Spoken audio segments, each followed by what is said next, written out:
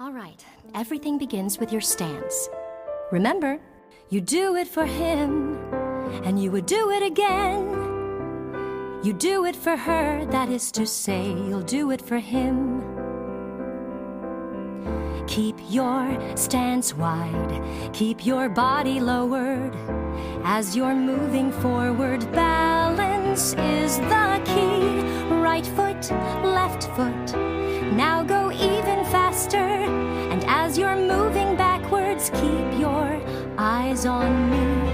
Keep my stance wide. Good. Keep my body lowered. Right. As I'm moving forward. Concentrate.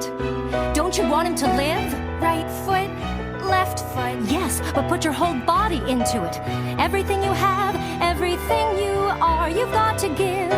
On the battlefield, when everything is chaos, and you have nothing but the way you feel, your strategy and a sword.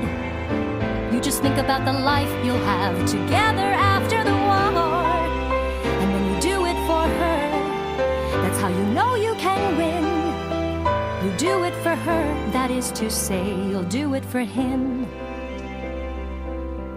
Deep down, you know you weren't built for fighting, but that doesn't mean you're not prepared to try.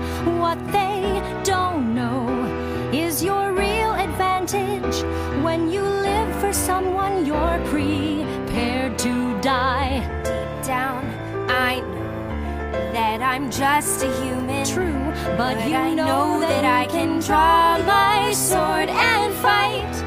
With my short existence, Good. I can make a difference. Yes, excellent. I can be there for him. I can be his knight. I can do it for him. You do it for her. Okay, now do that again. Yes, ma'am. You do it for her, and now you say, I'll do it for him.